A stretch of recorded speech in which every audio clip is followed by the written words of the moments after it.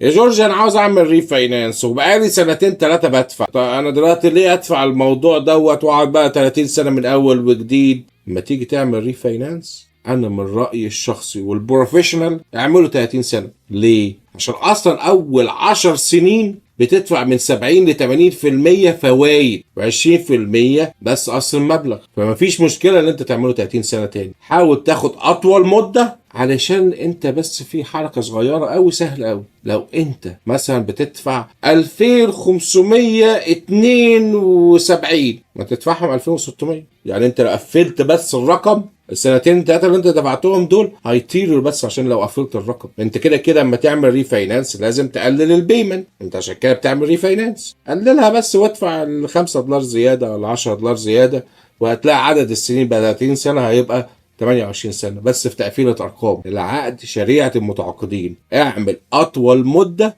علشان انت تكون البيمنت مستريح. انا بقى ما بعملش ريكومنديشن ولا 15 سنه ولا 20 سنه ولا بقى 28 سنه 26، مش الكلام ده. اطول مده اقل بيمنت وانا بمزاجي ادفع اللي انا عاوز ادفعه.